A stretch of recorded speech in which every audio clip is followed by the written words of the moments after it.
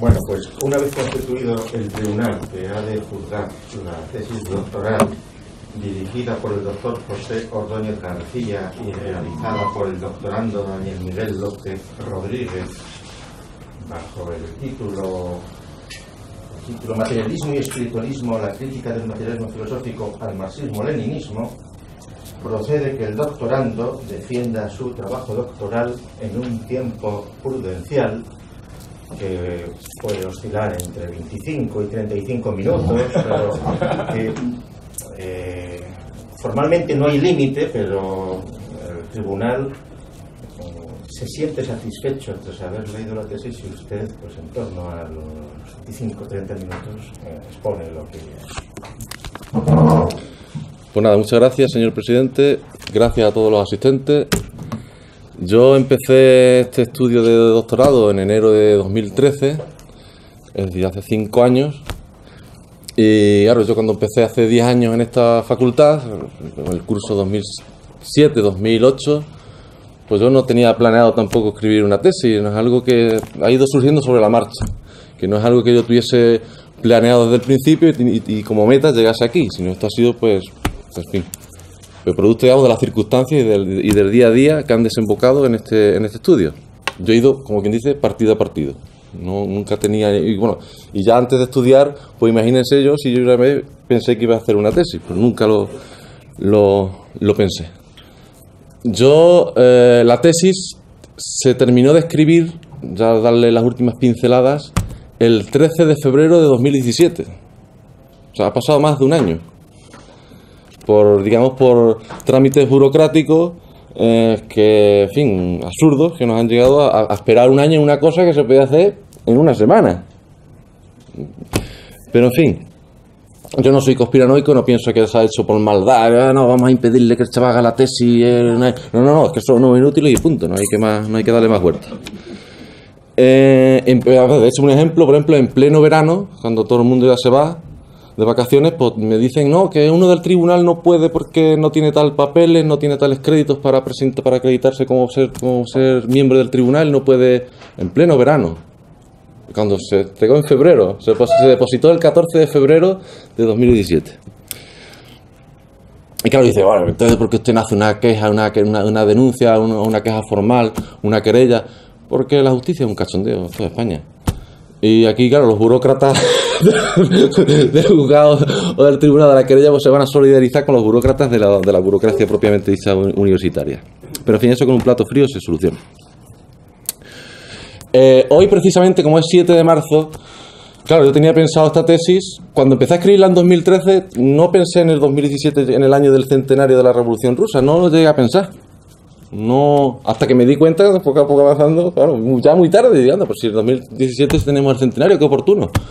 No empecé estos estudios simplemente por afición a ellos, o por las circunstancias que me arrimaron a ellos, ¿no? Y no pensé en el centenario de la Revolución Rusa, porque hoy, 7 de marzo, termina lo que es el centenario de la Revolución Rusa, no la Revolución ya de octubre, que será ya el 7 de noviembre de 2018, que terminaría ya el centenario, sería ya el 101 años, sino mañana se cumplen 101 años del principio de la Revolución de febrero, que como saben, pues hay 13 días de diferencia, porque uno era el calendario gregoriano, que es el nuestro, pero el juliano, que llevaba la época zarista, pues son 13 días de diferencia. Entonces, el 8 de marzo de nuestro calendario, pues una huelga de mujeres, precisamente. Mañana precisamente hay una huelga de mujeres, pero políticamente muy correcta. Y hoy, por eso hoy tengo, hoy es el último día, digamos, de que termine, digamos, el centenario, porque mañana empezaría el 101 años de la Revolución Rusa.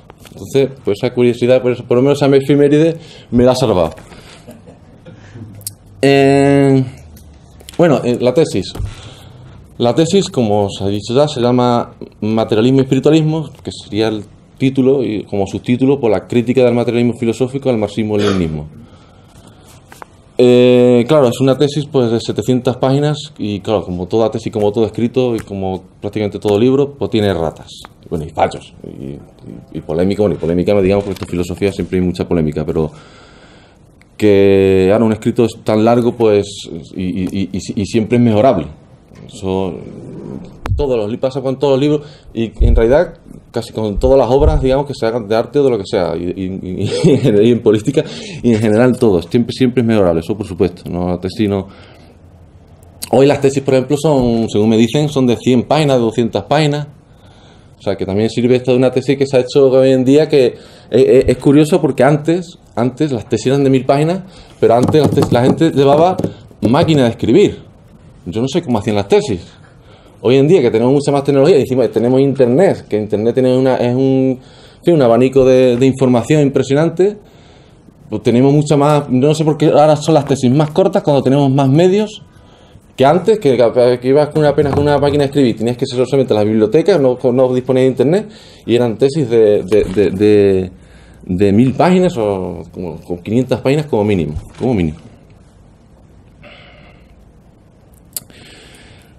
Síntomas de que estamos muy mal. O sea, síntomas de una sociedad que que tenemos el cerebro hecho polvo, aquí en España, ¿eh? No vamos a hablar ya del extranjero, pues no sé. Eso es una de las frases que dijo Gustavo Bueno en la prensa, fue prácticamente de las últimas, digamos, frases lapidarias, aunque suena muy vulgar, pero es que en realidad en España estamos muy mal, Otra cosa de la tesis, por ejemplo, es que no hay idiomas, que es una tesis, digamos, en español, y además hecho con esa intencionalidad.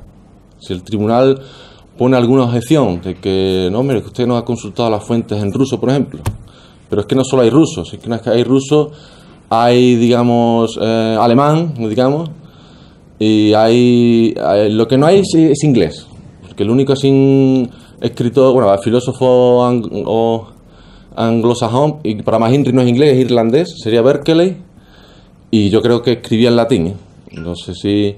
digamos, la máxima S es percipi, pues yo supongo que Berkeley no escribió en inglés, sino escribió en latín. En fin, que hay varios idiomas, pero como digamos, la filosofía rectora de la tesis es pensada y escrita en español, que es la filosofía de Gustavo Bueno, materialismo filosófico, pues yo he pensado la tesis en español. Y además tiene esa intencionalidad política de que la lean potencialmente digo, 500 millones de hispanohablantes en todo el mundo. Y ahora hoy en día con Internet, pues las tesis ya sí que se pueden, porque las tesis yo pienso publicarlas. Yo no sé si son los de Teseo los que llevan las publicaciones de las tesis, pero como tienen pinta de también ser unos inútiles, basta que le digan que la publiquen para que no la publiquen. Si le hubiese dicho, no la publiques, la publican de momento. Y yo lo que haré, pues seguramente se la pasaré a la gente por correo electrónico, por Facebook o como sea, no hay ningún problema.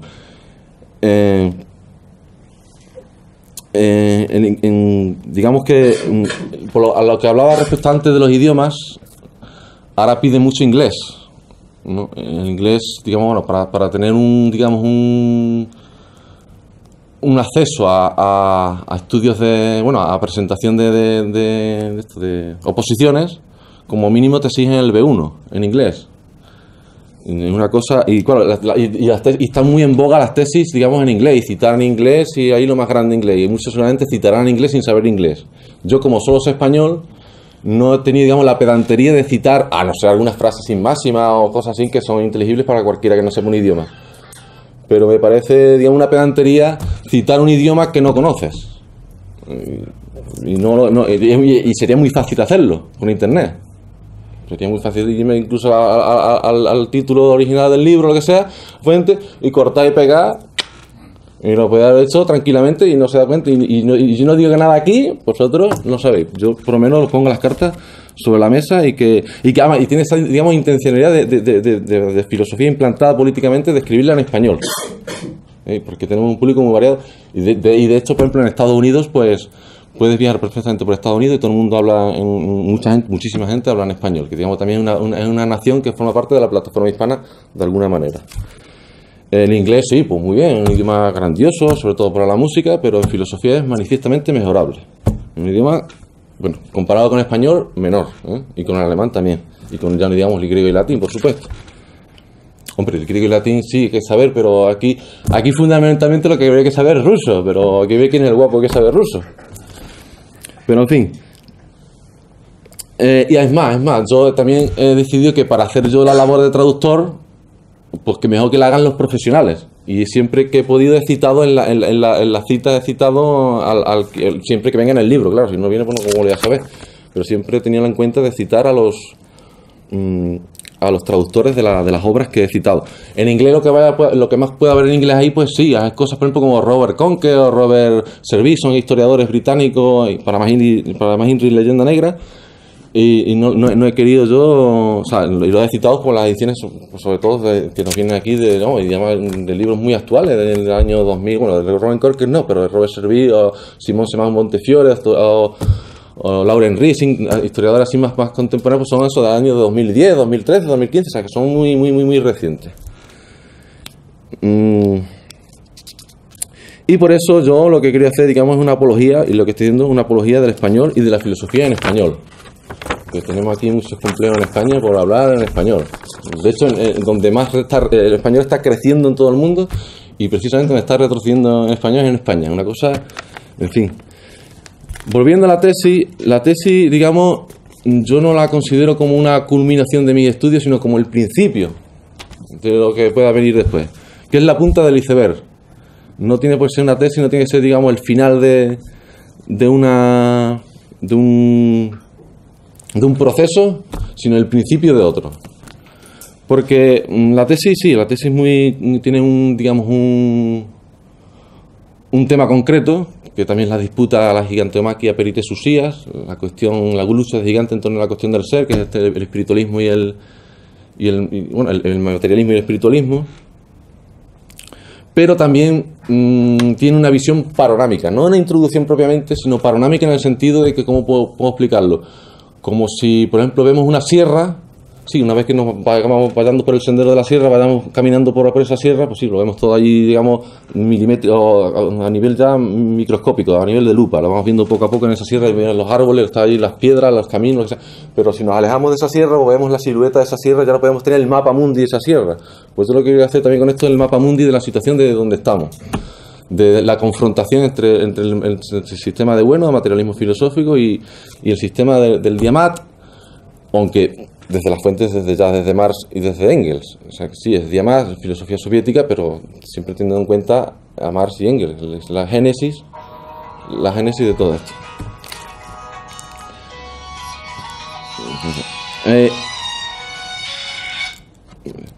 Eso, entonces tenemos aquí una visión, digamos, panorámica, aunque hay una tesis concreta, la tesis de fondo, que es la oposición entre materialismo y espiritualismo, que el Diamat, a mi juicio, pues no ha sabido, digamos, llevar hasta sus últimas consecuencias. Que el Diamat, se puede ver en la tesis, que muchas veces cae en el monismo, y también en nosología, por ejemplo, pues también se puede diagnosticar un idealismo de la verdad.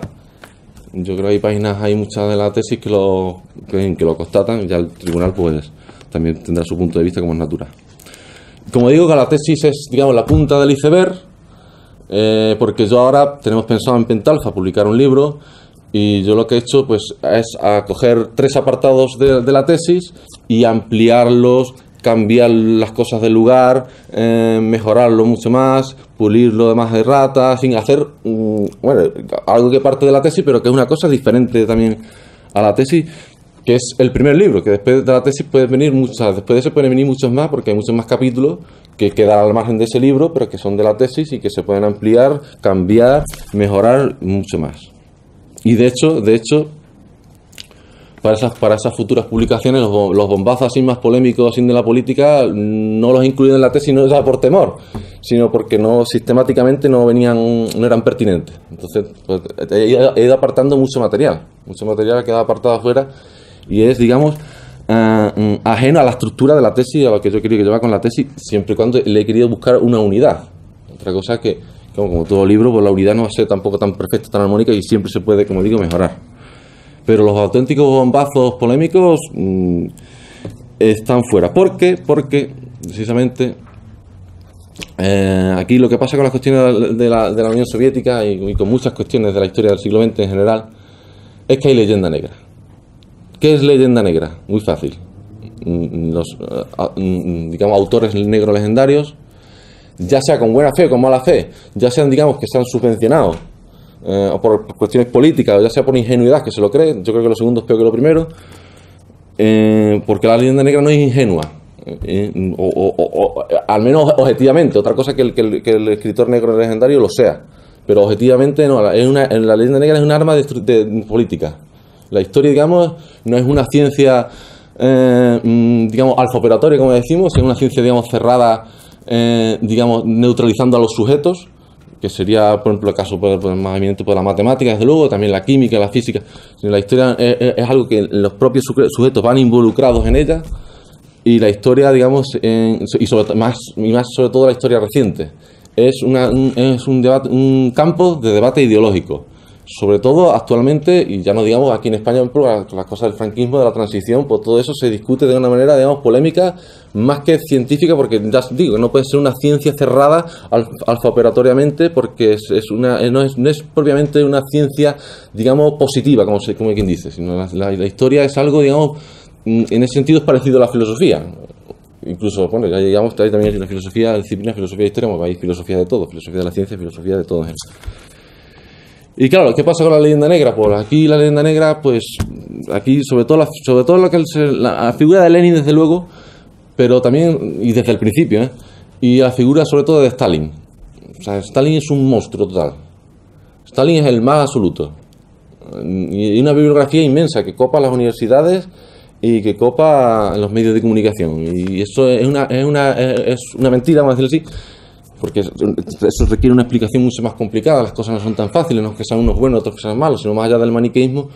Pues digamos, Stalin ha sido considerado eso como el mal absoluto, y eso es algo que, por ejemplo, gente de mi generación pues, se lo ha creído todo el mundo. En la academia y mundanamente. Se lo ha creído todo Dios. Bueno, todo Dios menos los 4 gatos de siempre, pero prácticamente se lo ha querido todo el mundo.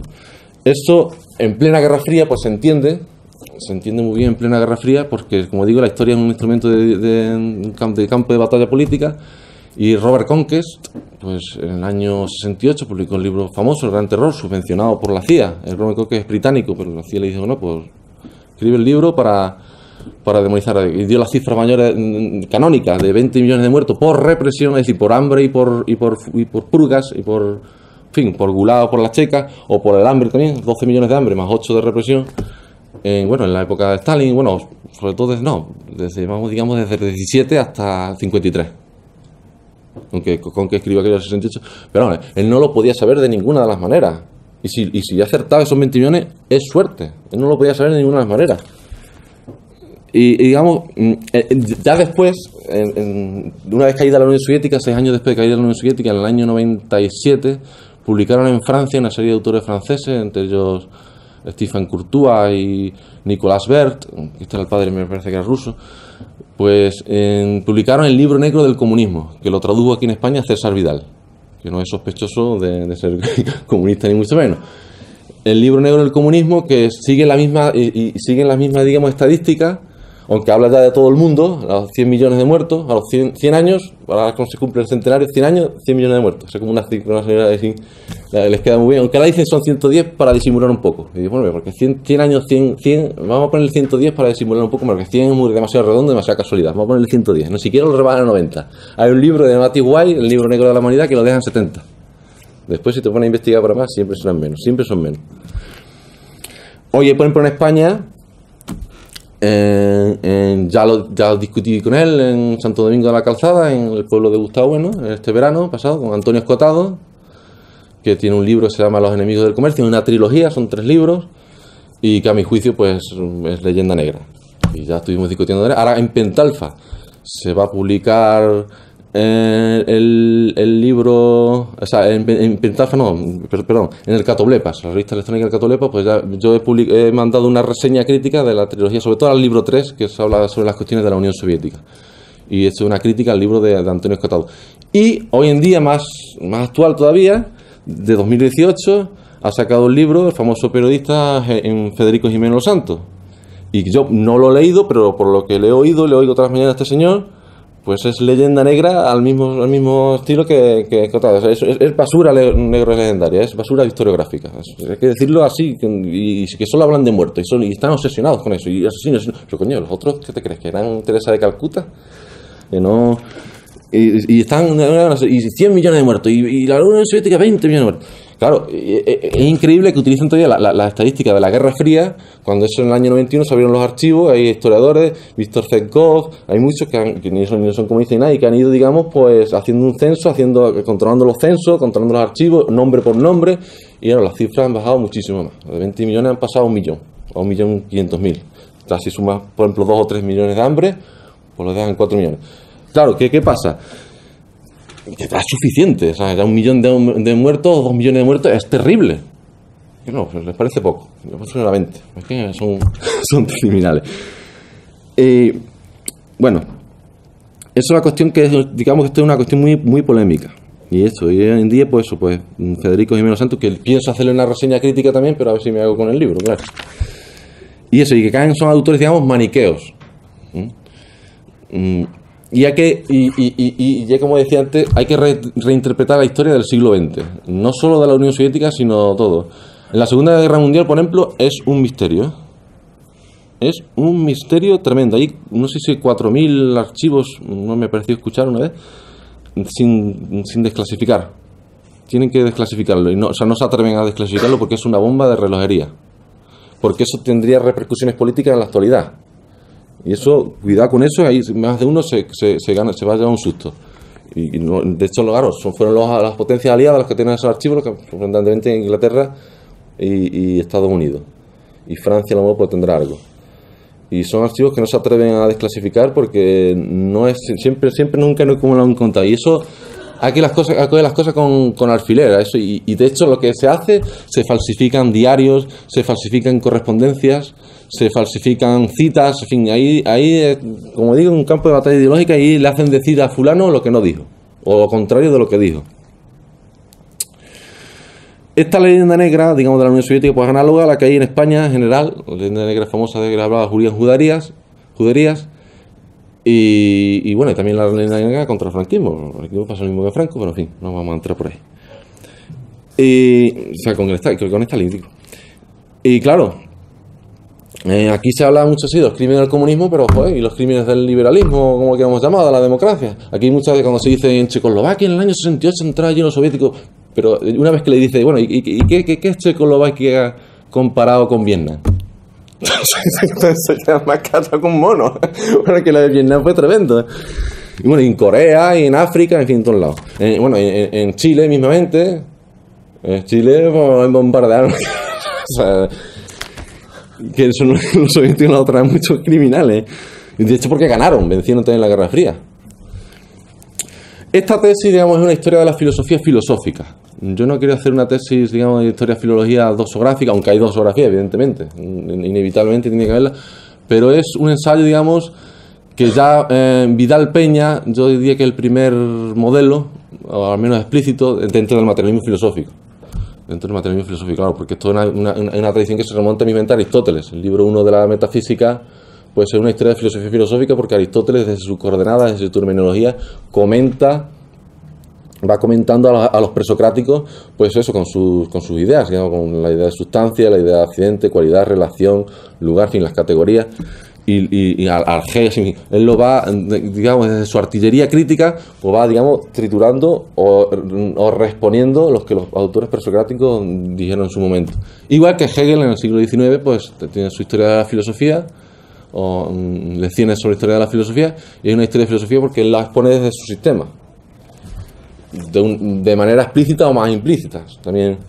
Y aquí en el materialismo filosófico, pues esto empezó con Vidal Peña en el año 72, fue una tesis doctoral, creo que se publicó el libro en el año 74, en el materialismo de Spinoza, que es la filosofía de Spinoza interpretada desde el materialismo filosófico. Y, claro, por aquel tiempo el materialismo filosófico pues era el ensayo materialista y bueno, el papel de la filosofía del contrasabe, que era un sistema que estaba empezando, pero digamos con esa terminología de materia ontológico general, materia ontológico especial, en fin, los 3 géneros de materialidad, el ego trascendental, pues ahí Vidal Peña pues hizo bastante. También el propio Bueno en el año 74 lo hizo con la metafísica presocrática. En el año 89 Manuel Fernández de Lorenzo, él lo hizo con Schelling en el año 89. Y en el año 14 En el año 14 lo hizo a Javier Pérez Jara, aquí Francisco Rodríguez Val le dieron la tesis, él dio la tesis en el año 2013, y a principio, que era en enero de 2014, pues Javier Pérez Jara hizo con Bertrand Russell aplicado desde el materialismo filosófico. Y lo que le hago en esta, digamos, ¿cuánto tiempo voy? Pues lleva casi media hora. Pues termino esto, porque si no, no da tiempo. 24 minutos. ¿Cuánto? 24 minutos. Bueno, no. Bueno, entonces lo que quiero hacer aquí es una génesis y estructura de la vuelta del revés, porque esto es lo de la vuelta del revés que hace Marx a Hegel, no es que salga de la nada y Marx decide de buena primera darle la vuelta al revés, sino es que esto tiene una tradición en la misma historia de la filosofía.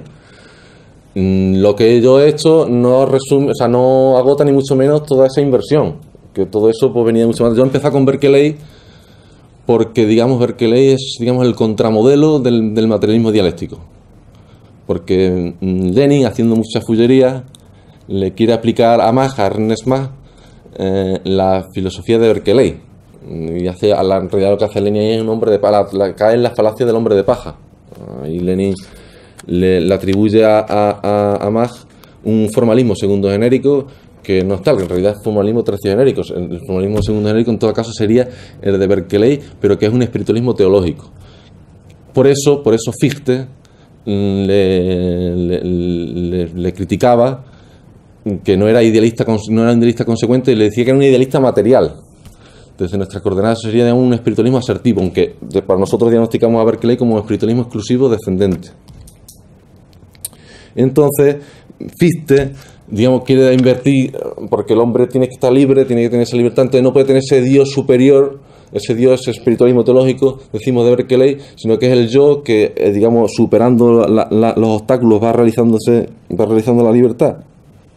En el yo, digamos, va superando al no yo, en un, digamos, espiritualismo exclusivo ascendente que siempre asciende, pero que nunca se agota. No hay una culminación como en Hegel. En Hegel llega al saber absoluto en la realización del espíritu absoluto, y al parecer hay una culminación. Todo lo real es racional, todo lo racional es real. En Fichte todavía quizá queda ese ramadazo que el yo y el no yo, pero nunca culmina, no hay una culminación perfecta.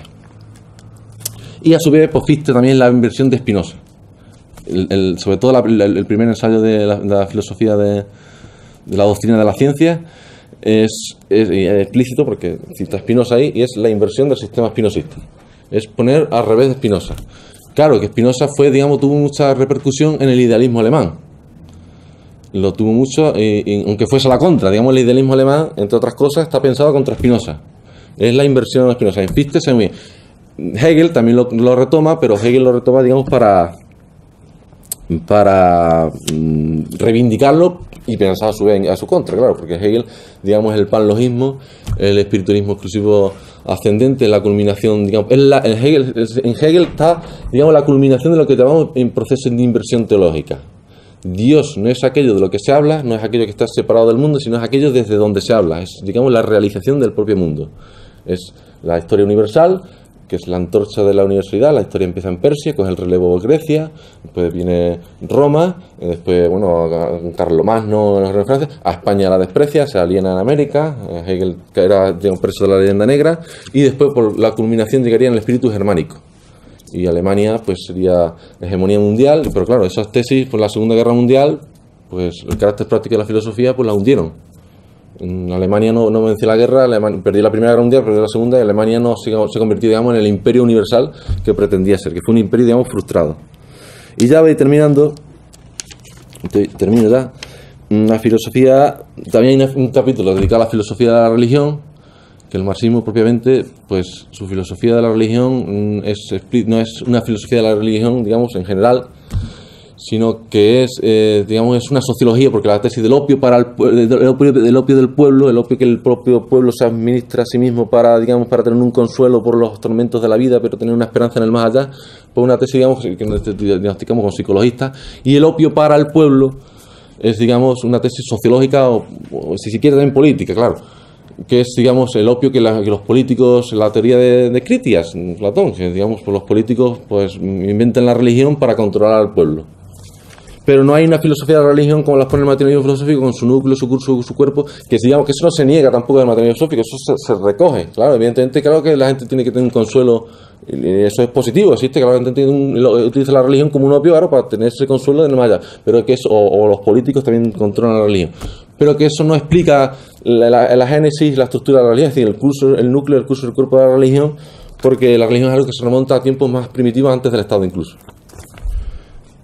Y también hay una historia de una filosofía de la historia, sobre todo el último capítulo, que es de historia, y claro, y como digo, que la historia del siglo XX y de la Unión Soviética pues está por hacer, a ver qué pasa cuando vaya yo haciéndola, cuando vaya yo, ya hemos hecho un primer ensayo en ese libro que esperaba en Pentalfa, pero que quedarán muchos más capítulos y que digamos que, y como una cuestión muy polémica, pues siempre seguirá investigando, y esto me dará para toda la vida. Y nada, muchas gracias.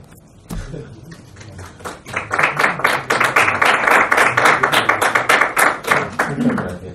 Entonces, ahora procede que los miembros del tribunal pues planteen sus comentarios, objeciones, etc.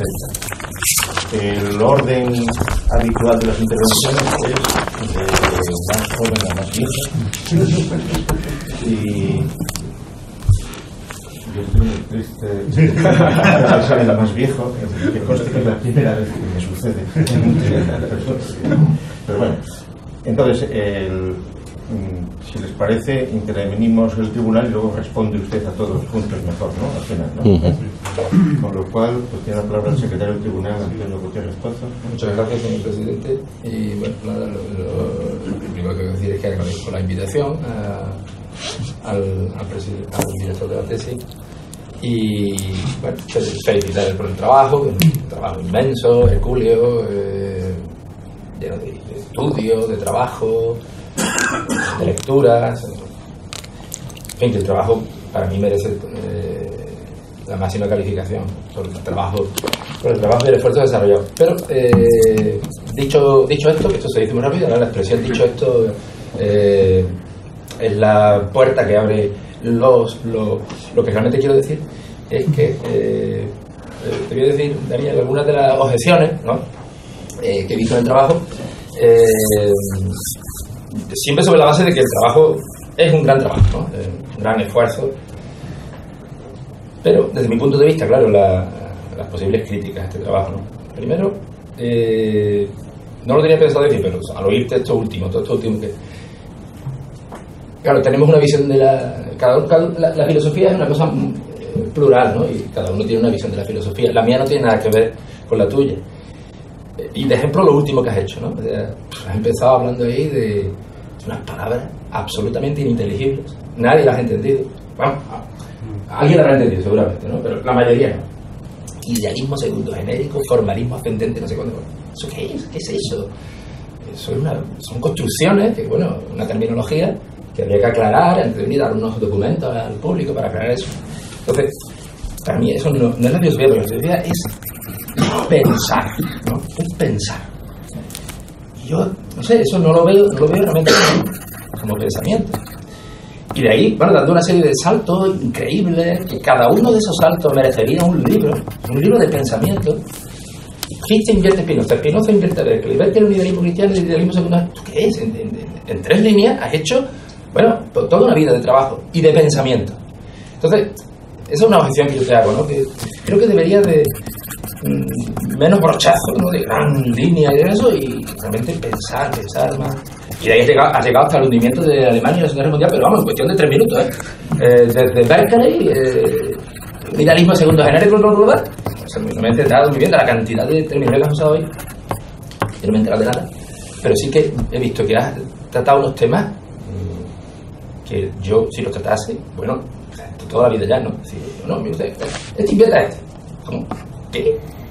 Madre mía, la bibliografía que hay sobre Berkeley, sobre Spinoza, sobre Fichte, la cantidad de trabajo y de estudio. Tan simple es todo, tan sencillo. Bueno, eso, en fin, digo que es una visión, ¿no? que creo que afecta al trabajo en general, ¿no? Lo primero, eso no tiene pensado decirlo, ¿no? Pero al oírte ahora, sobre el título, por ejemplo, fíjate, el título, visto desde fuera, no sé, yo no lo entiendo. Materialismo y espiritualismo, punto. Crítica del materialismo filosófico al marxismo-leninismo. Cualquiera que lea este título dice, el marxismo-leninismo es un espiritualismo. marxismo y espiritualismo, crítica del materialismo filosófico al marxismo-leninismo. Bueno, esa asociación se hace rápidamente, ¿no? Un lector normal, dice, claro, el materialismo filosófico critica al marxismo-leninismo, que debe ser un espiritualismo. Debe ser, tampoco se ve claro, dice eso en el título. Pero se da a entender. Luego el título debería estar mejor escrito, ¿no? Y luego, o sea, el título es confuso. Pero luego cuando lees el trabajo, ves que realmente es una especie de exposición de la filosofía de Gustavo Bueno, realmente. Pero Gustavo Bueno no aparece en el título como nombre, salvo que Gustavo Bueno represente el materialismo filosófico él solo. Pero pues, dilo en el título. Mire usted, y ese puede ser el título del trabajo. El materialismo filosófico es la filosofía de Gustavo Bueno. Bueno, yo lo voy a defender y todos los demás pues, no son verdaderos materialistas filosóficos por esto o por lo otro, ¿no? Y parece que es la intención del trabajo, ¿no? O sea, que el trabajo sea una exposición del pensamiento de Gustavo Bueno y eso no esté claro en el título, no me parece correcto, ¿no? O sea, si es que eso es lo que quiere hacer el trabajo, ¿no? A Gustavo Bueno, que una vez le llama el maestro con mayúsculas, por tanto, efectivamente parece que el pensamiento de la obra es el pensamiento de Gustavo Bueno. Pues, ¿no? Yo voy a hacer aquí, voy a exponer el pensamiento de Gustavo Bueno. Claro que yo no lo conozco, he aprendido a través de tu trabajo. Y luego, claro, por eso el trabajo, aunque tú has dicho, no es una culminación, ¿no? Vale, puede ser verdad, ¿no? Es un inicio. Pero el aire que da al lector, a mí, por ejemplo, es todo lo contrario. Es de un manual, o sea, esto es una especie de manual, ¿no? De la cantidad de cosas que hay en el pensamiento de Gustavo Bueno y cómo ha ido poniendo las cosas en su sitio, ¿no? Como una verdad, ¿no? Sin crítica, ¿no? Me parece, ¿no? Sino que más bien se usa a Gustavo Bueno y para ir poniendo todas las cosas en su sitio. Sin crítica tuya, ¿no? Porque, oye, quiero decir que este trabajo está escrito, por eso creo que es más manual que otra cosa, es un manual del pensamiento de Gustavo Bueno, escrito desde una gran veneración, ¿no? O sea, esto es un típico trabajo del que se llama hermenéutica venerativa, es un trabajo no es bueno tampoco la contraria, la inquisidora, pero la veneración, uno puede venerar a alguien y la mejor veneración que puede hacerlo es criticarlo, ¿no? De realmente decir, no, esto vamos a ver esto, tú no has hecho eso, sino que has admitido de entrada, ¿no? La verdad de Gustavo Bueno. Eso es lo básico de lo que quería decir. Luego ya hay algunos detallillos, algunas cosas sobre temas concretos. Yo me he liado un montón con esto de los tres géneros de materialidad y el ego trascendental. La verdad es que esto que parece que es tesis, ¿no? Son tesis de Gustavo Bueno. No sé qué es el ego trascendental, la verdad no tengo ni idea. Me parece que no tiene nada que ver con los egos trascendentales que yo conozco, que yo he estudiado, ¿no? Especialmente de Husserl, que es como el filósofo del ego trascendental, más que Kant, ¿no? El ego trascendental. De hecho, si uno estudia eso, pues mira, es que solo eso es una tesis. Yo digo, es que el trabajo es tan amplio, es tan manualístico, que claro, tiene el defecto de que un solo tema podría ser toda una tesis de investigación. Por ejemplo, esa. Mire usted, ¿cómo realmente Gustavo Bueno realmente se enfrenta al concepto de ego de sujeto trascendental kantiano y husserliano? Solo eso es un trabajo inmenso, porque es que la bibliografía que hay sobre el sujeto trascendental husserliano, la crítica que hace a Kant, es inmensa. Y tú admites la tesis de Gustavo Bueno, pero las otras realmente no están tratadas suficientemente. Por ejemplo, y yo por lo que he entendido, porque yo digo, yo el pensamiento de Gustavo Bueno no lo conozco, pero a través de tu trabajo, dice, ¿no? Hay una relación muy rara entre el ego trascendental y las materias estas, es rarísima. Es un regreso a las materias. En él se regresa a la materia. Evidentemente, este ego trascendental, por tanto, no tiene nada que ver con el de Husserl, salvo el nombre, que es equívoco, porque llamarle así es equívoco. Es un concepto de ego trascendental que se redefine respecto de los egos trascendentales anteriores. Dice, no, hay una frase por ahí que tengo muy apuntada, que en él se regresa a la materia. Esa es la crítica que hacía, por ejemplo, Husserl. Eso es la crítica que hacía Husserl al concepto de ego trascendental, de subjetividad cartesiano, que era incorrecto, era insuficientemente radical, porque presuponía el en sí. Y parece que este concepto de ego trascendental, desde el punto de vista de Husserl, incurriría en ese error, que presupone ya la red extensa, la cosa en sí, un mundo exterior. Que era la crítica que hace Husserl. Husserl dice, bueno, usted habla de todo esto, por ejemplo, dice, el globo, igual que el globo terrestre no sabe nada de mapamundis, ¿no? El ego trascendental es ego que se constituye en los mapas, no el globo terrestre. Husserl diría, oiga, el concepto de globo terrestre El concepto, el sentido, entre comillas, globoterrestre, donde se constituye el ego trascendental, ¿no? Bueno, esa es la idea que hace Husserl al realismo de fondo que hay en Descartes y que no ha radicalizado suficientemente el concepto de ego trascendental, y creo que este ego trascendental incurre en el mismo defecto. Y ya, bueno, sobre Heidegger también, ¿no? En Heidegger lo mismo.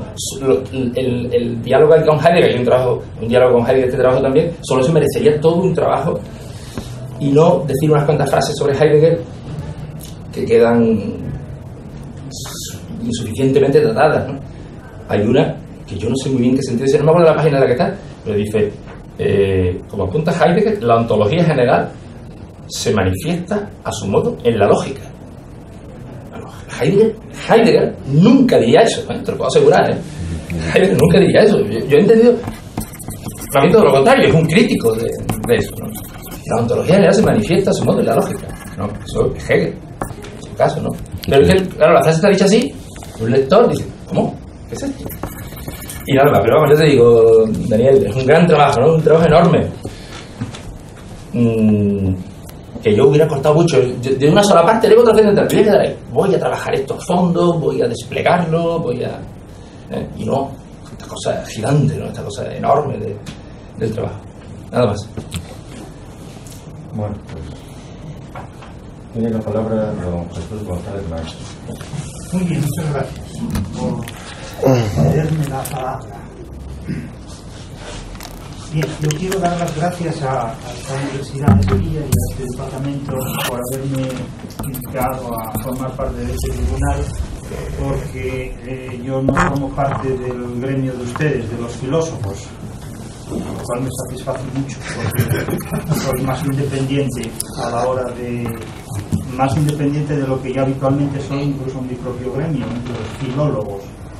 Pero ante ustedes voy a hablar con mucha más libertad de la que hablo en el gremio mío, con lo cual, bueno, pues si se quedan van a oír lo que voy a decir, que no sé si será lo que es bueno, pero va a ser lo que voy a decir.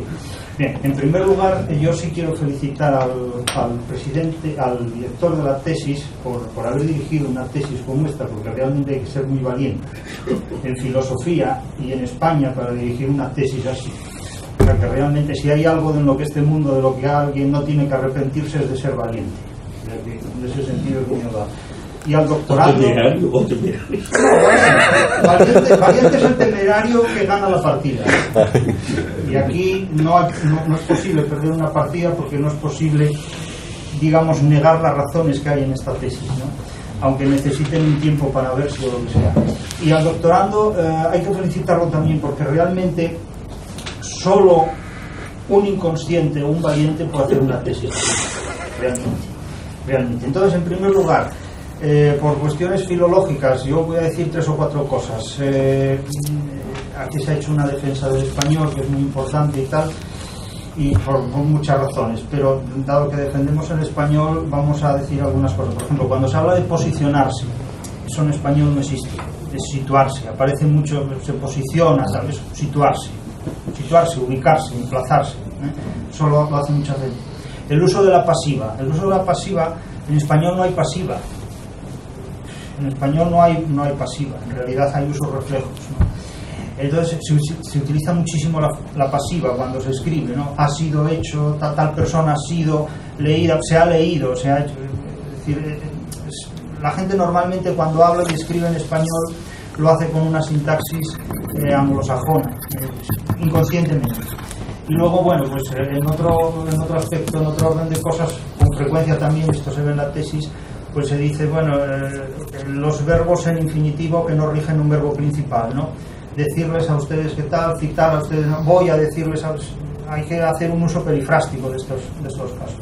Pero bueno, al margen de eso, que son cuestiones de mi campo, para que quede claro que vengo de la filología, por si acaso no se notara. Pero bueno, al margen de esto, en la tesis que tengo aquí en el dispositivo móvil que tengo ante mí, claro, la tesis, en efecto, como se ha dicho, presenta todo un arsenal de aspectos muy importantes de la filosofía de Gustavo Bueno, que probablemente el doctorando considera necesario presentar, porque probablemente no se conocen. A mí me sorprende que esto no se conozca en filosofía, cuando se conocen muchos aspectos en filología.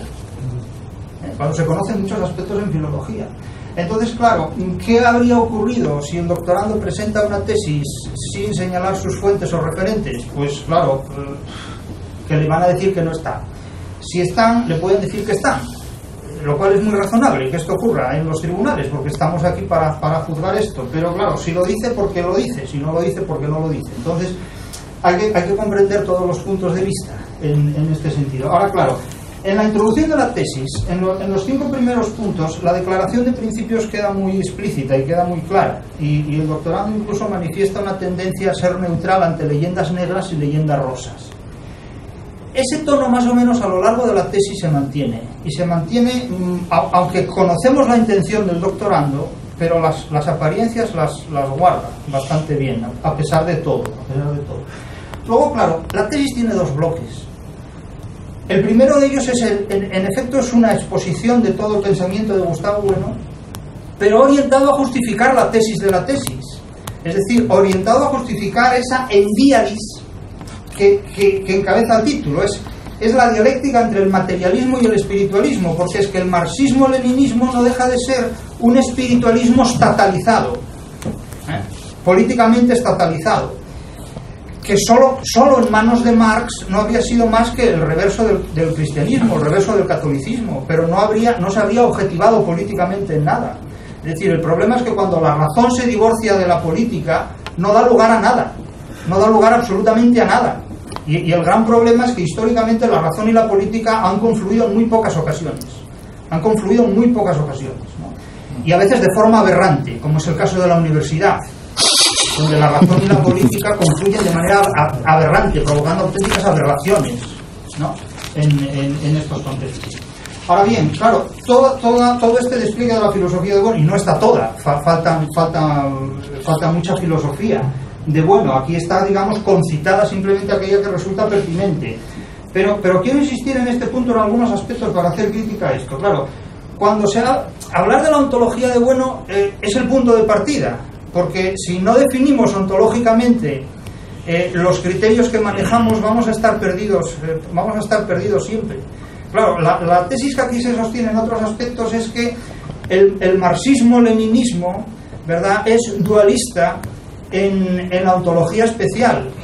Es completamente dualista, es bipolar, mientras que en la ontología general es completamente monista. Y claro, desde el monismo no hacemos absolutamente nada, políticamente no hacemos absolutamente nada. Por eso Stalin deja de serlo, cuando tiene que actuar políticamente, ¿no? Entonces, claro, uno de los grandes problemas que en mi ámbito tenemos es que se confunde constantemente el materialismo filosófico con el materialismo dialéctico.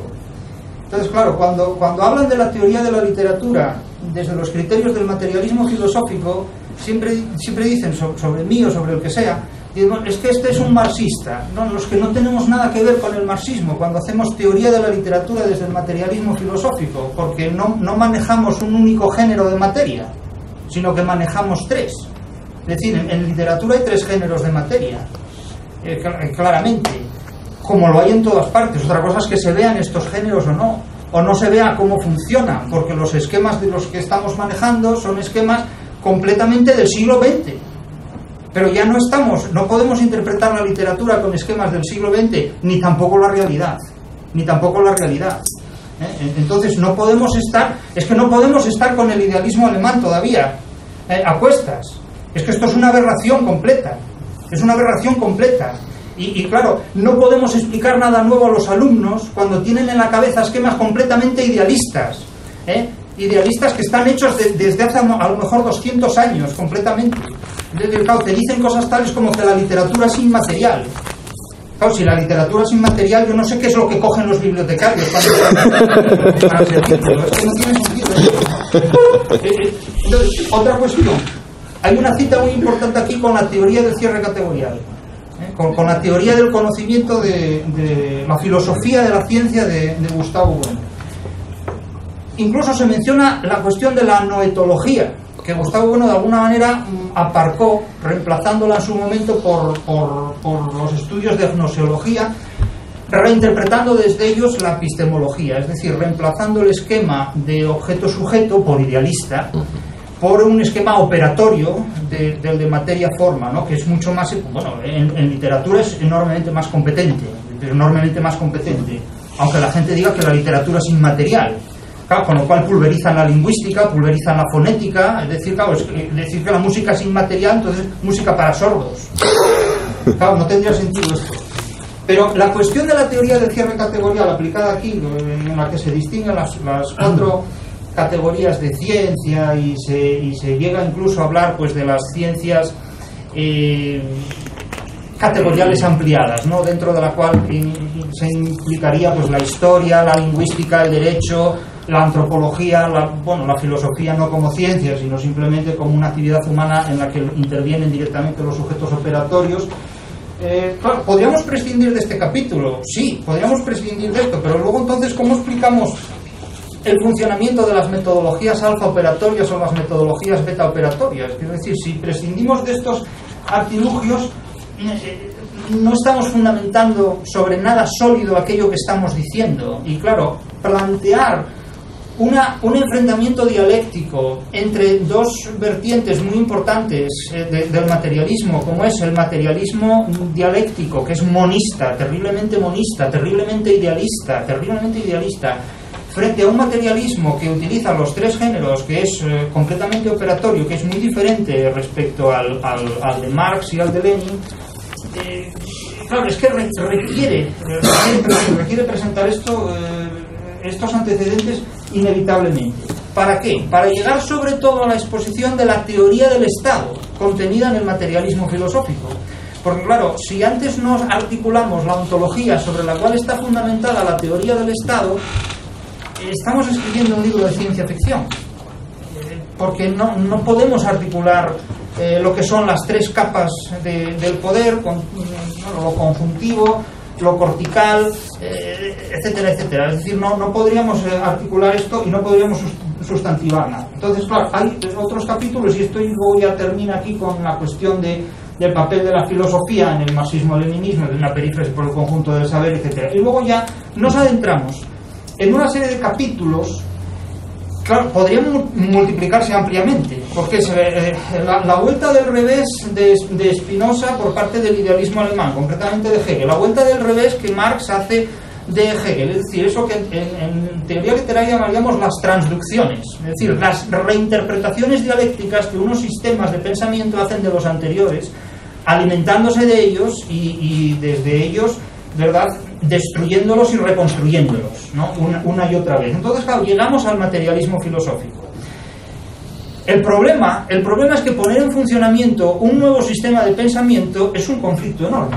Es un conflicto enorme porque gente que lleva 30 o 40 años estudiando un sistema de pensamiento anterior no va a aceptar fácilmente la irrupción de un nuevo sistema de pensamiento. Eso de ninguna manera. O sea, esto lo entendemos. Formamos parte de un mundo académico donde cada uno pues defiende, digamos, la trayectoria que ha seguido. Como probablemente cuando nosotros pues envejezcamos, pues vendrá otra gente nueva que tratará de cuestionar lo que nosotros hemos hecho y nosotros a su vez nos resistiremos. Entonces lo único que podemos hacer es ser conscientes de esta situación en la que estamos. Pero eso, si me permiten la expresión, jode mucho. Eso jode mucho, molesta, porque es inevitable, porque uno no comprende lo nuevo, no le gusta, y esto, bueno, pues como yo he dicho muchas veces, abrirse camino entre colegas es muy difícil. Es muy difícil porque los colegas te aguantan si muestras amistad, si muestras generosidad. Si no, no te aguanta nadie, lógicamente, ¿no?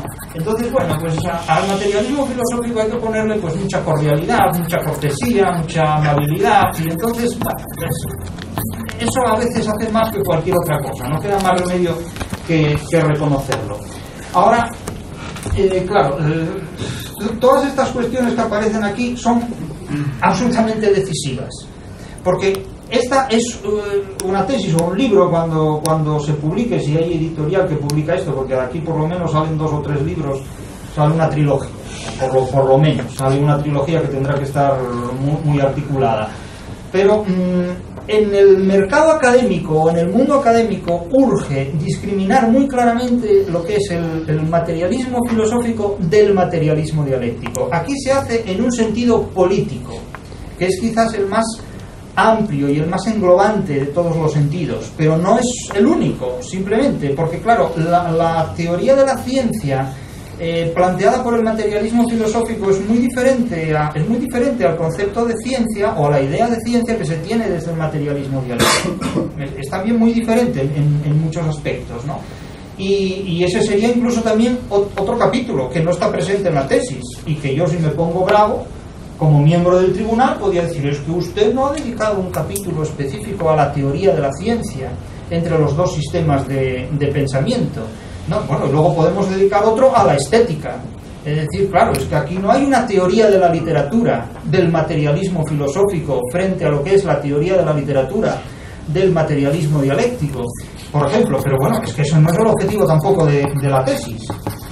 No es el objetivo de la tesis, pero claro, yo podría decir, bueno, el título no lo excluye. El título no excluye nada, si nos vamos a poner ambiciosos, porque el título es una figura literaria que es la endíadis, es decir, la combinación de dos términos yuxtapuestos que sugieren en este caso una dialéctica, porque no es el materialismo contra el espiritualismo. Podría haberse formulado así, pero eso ya depende de cuestiones ulteriores. Ahora, yo sí quiero insistir realmente en que es una tesis necesaria, es una tesis muy necesaria, porque hay mucha gente que conoce el pensamiento de Bueno, otros no lo conocen, otros lo conocen, bueno, pues más o menos, medianamente, o conocen unas partes y otras no.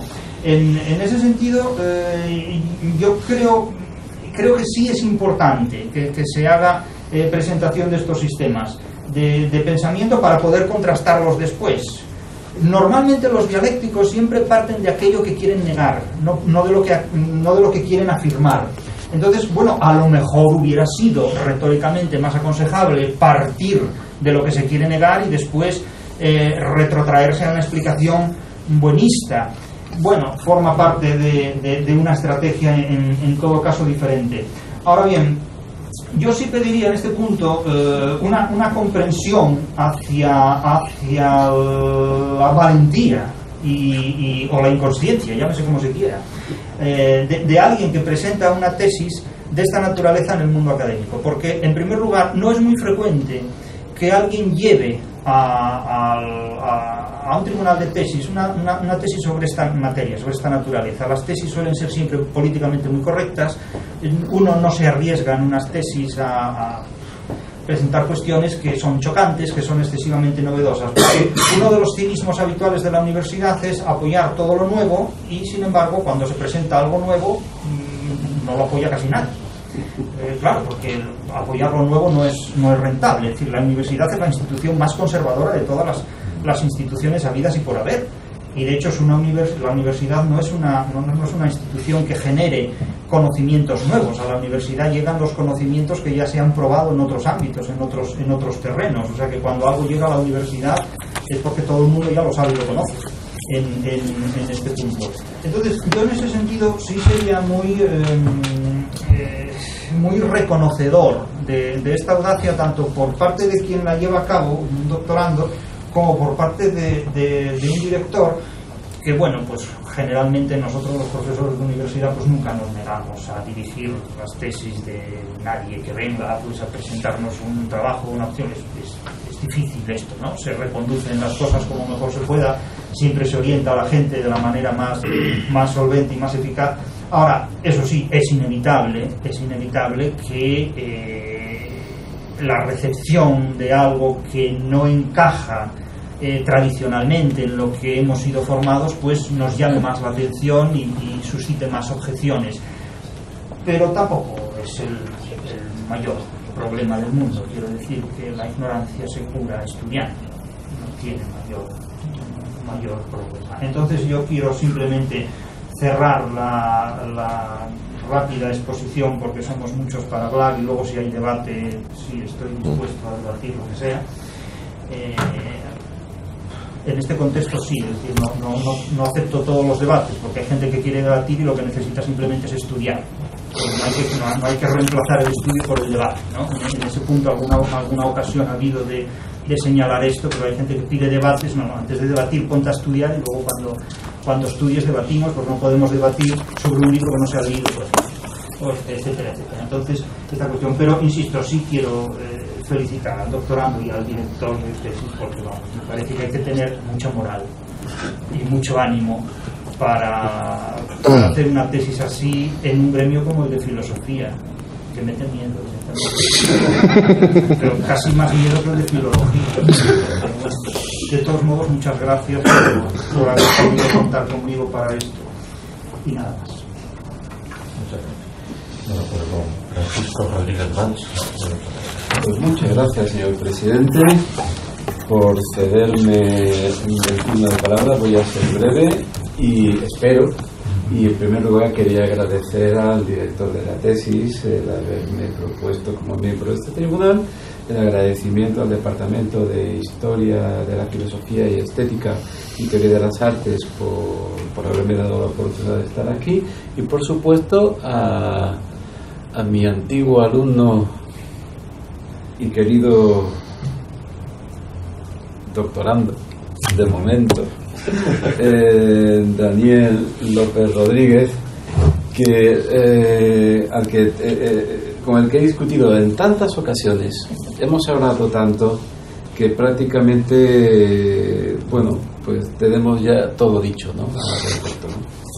En primer lugar, quería dar sencillamente mi congratulación, mi alegría de que por fin se defienda esta tesis. Pero como bien ha dicho Dani, esta tesis está fechada en la conclusión el día 12 de febrero de 2017. 13 de febrero. O 13 de febrero de 2017, en un lugar maravilloso que compartimos Dani y yo, que es Cortegana, ¿verdad? Allí en la Sierra de Huelva. Sitio estupendo para ir y pasar largas temporadas, ¿verdad? En cualquier época del año, menos en noviembre, porque llueve tela allí y no se está demasiado a gusto. Pero aparte de ese mes, el resto del año es delicioso, ¿no? Vamos a ver, esta tesis tiene las ventajas de un alumno aventajado, perdón por la redundancia, y tiene unas desventajas caracterizadas precisamente por la pasión y la vehemencia que don Daniel López Rodríguez pone en las cuestiones que da. Voy a explicar estas tesis, ¿no? Esta idea. Esta tesis está hecha con un enorme esfuerzo de pensamiento y de lectura. Cualquiera que le eche un vistazo verá las referencias continuas a obras, a tratamientos, a interpretaciones, y además está hecha de una manera original, ¿verdad? Es una síntesis original que parte, y eso hay que recordarlo para entender bien sus fundamentos, de un conjunto de presupuestos teóricos que hay que conocer antes de entrar a su lectura, porque si no, sencillamente la tesis no se entiende. ¿Cuáles son esos presupuestos teóricos? Esos presupuestos teóricos yo los conocí gracias a mi antiguo doctorando, ya doctor Javier Pérez Jara, que son los del materialismo filosófico, y con respecto a esos presupuestos es como se realiza efectivamente la tesis, especialmente en su primera parte, la exposición del materialismo filosófico del profesor Bueno, y en las distintas hornadas, como usted dice, ¿no? de oleadas mejor, de discípulos del profesor Bueno, ¿no? Vamos a ver, esta es una tesis que hay que leerla bajo esos presupuestos teóricos, que es una síntesis original que expone esos presupuestos y al mismo tiempo los aplica al ámbito del marxismo-leninismo, y que además tiene la ventaja de que es una tesis de las antiguas. Me explico. ¿Por qué es una tesis de las antiguas? Porque ocupa espacio y ocupa lugar. Eso de que el saber no ocupa lugar, a los que tenemos una biblioteca ciertamente considerable, decimos que efectivamente eso no es cierto. El saber ocupa mucho tiempo y ocupa su lugar en las estanterías, y esta tesis ocupa su lugar. ¿Qué ocurre? Que con las formas nuevas de Bolonia, del espacio europeo de educación superior y de los nuevos planes de doctorado, el concepto de tesis doctoral ha cambiado. ¿Qué se plantea ahora con una tesis doctoral? Demostrar competencias de investigación. Pero claro, demostrar competencias de investigación sería un inicio de demostrar capacidades obtenidas para desarrollar una investigación que se pretende en curso. Esta investigación, usted dice que es un inicio, pero está ya bastante elaborada, al menos en sus líneas más gruesas. Por supuesto, es tarea de toda una vida, pero aquí una idea que hay que defender y hay que desarrollar y hay que profundizar, ¿no? Son nada más y nada menos que 767 páginas que están muy trabajadas. ¿Qué ocurre? Vamos a ver, y es la única crítica que voy a hacerle al doctorando, que es su vehemencia. El estilo en ocasiones está plagado de demasiados adjetivos, me parece a mí, que y de algún deje poco académico, que no lo voy a criticar de forma radical, pero que a veces puede quitar precisión a lo que se está diciendo. Esa sería mi objeción. No les voy a decir que se modere, que se contenga, que se ponga un bozal, no, o un bocado para los caballos, no, para que usted para silenciarlos, no. Pero hay veces que la vehemencia se contrapone a la precisión, y ese es el momento en el que usted tiene que controlarse efectivamente, no en su pensamiento, sino en las formas de expresión de pensamiento, para decir de forma más clara, de forma mejor, lo que quiere decir, ¿no? Y poco más. Tengo aquí un montón de notas tomadas, pero esa es fundamentalmente la crítica que quiero desarrollarle, ¿no? Que quiero decirle. Fundamentalmente el trabajo ímprobo que ha tenido, que se ha tomado, que hay que temerario, como decía mi antecesor en el uso de la palabra, pero reconfortante espero que haya sido para usted, por las puertas que le va a abrir, y espero, eso va a ser una dificultad, porque publicar un libro de 800 páginas o tiene que ser en varias, es una trilogía o una tetralogía, el Señor de los Anillos, pero el materialismo filosófico, ¿vale? Un poco más. Muchas gracias, Daniel. Pues tiene la palabra don Walter Gadeta. Bueno, muchas gracias. Walter, lo están invitando. Walter. Walter es el, como me dicen a mí, la intimidad. Buenos días a todos y a todas. En primer lugar, agradecer la invitación del doctor, colega e incluso amigo de Pepe Ordóñez, con el cual trabajamos ya desde hace muchos años en estos temas que nos interesan en común. Felicitarlo a usted por su trabajo, a Daniel.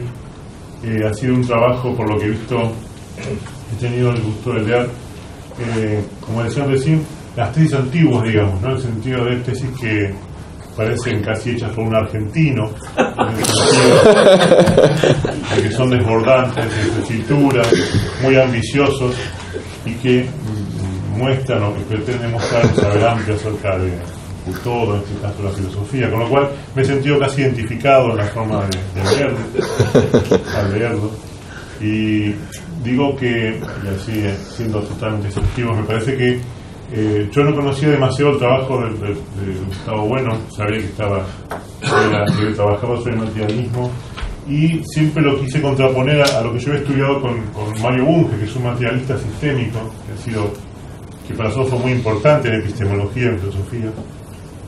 Y a pesar de las diferencias enormes que he visto y de los cuales he aprendido en su tesis, he encontrado algunos puntos de articulación con el pensamiento de Bunge, paradójicamente, de posiciones políticas muy diferentes. Y eso me pareció muy interesante. Segundo, felicitarlo por el esfuerzo de su lectura. Yo hace tiempo que no leo o que no leo tesis en donde aparezcan los autores clásicos tan desarrollados. Digamos, ponerse a lidiar con estos personajes clásicos es muy interesante y me parece que es una virtud del trabajo. También el intento suyo de alguna forma de, como decía al principio, de veneración respecto de un filósofo me parece interesante, aunque sí estoy de acuerdo que hubiera pretendido encontrar críticas, digamos, ¿no? Yo lo hice con Ernesto Laclau en su momento y me costó, pero busqué críticas, ¿no? Pero me parece que yo echo de menos esas críticas en su posición. Otra cosa que creo que juzgo como positiva es su intento de objetividad crítica y distante respecto de los procesos históricos. Por lo menos intentó hacerlo, en algunos casos parece que no, pero generalmente mantiene esa idea de que voy a hacer una crítica objetiva tomando distancia respecto del leninismo, los procesos históricos que son difíciles de tomar. Eso sería, me parece, lo más importante de su trabajo, que yo voy a ponderar como positivo. Luego sí daría algunas observaciones, más que nada para poder superar o mejorar su trabajo cuando usted vaya a publicarlo. Cosas que yo echo de menos en su tesis que me gustaría haberlo encontrado, ¿no? En primer lugar, usted dice: yo voy a hacer una presentación de una filosofía española, y en español me parece muy interesante, por supuesto me parece bien, pero sí echo de menos, digamos, ¿por qué usted no pone a jugar a esos grandes pensadores, especialmente a Bueno, que es el principal en este caso? ¿Por qué no los pone en contacto con otras discusiones, otros pensadores que está trabajando ahora? Por ejemplo, el materialismo de Mario Bunge, que hubiera sido interesante contraponerlo, hacerlo jugar, ver qué chispas salen de esas relaciones, ¿no? También eché profundamente de menos que usted no haya hecho ningún tipo de alusión al posmarxismo, especialmente todo el trabajo que se está desarrollando a partir de los años 80 con Ernesto Laclau y Jean-Carl Gust, en el sentido de intentar superar lo que usted pretende, digamos, ¿no? Este dualismo de ideas y de materias, a través del concepto de práctica articulatoria, que usted lo hubiera venido muy bien en su tesis. Por eso les digo que son recomendaciones para que usted pueda seguir pensando, ¿no? Por lo menos lo intentamos nosotros. Otro aspecto que sí eché de menos es la absoluta omisión a la Escuela de Frankfurt, porque gran parte de sus observaciones y las de Gustavo Bueno se pueden haber puesto en relación con ellos, ¿no? Especialmente con Marcuse y con Adorno, en muchos puntos. Y también, si usted me quiere ya para aprenderlo del todo en este tribunal, ¿por qué no lo puso en relación con un liberal como Rorty, que tiene una epistemología que quiere superar justamente el dualismo entre mente y materia? Esa discusión hubiera venido muy bien, porque desde posiciones políticas totalmente diferentes se pueden encontrar puntos de articulación interesantes en su epistemología, digamos, ¿no? Eso me hubiese gustado encontrar.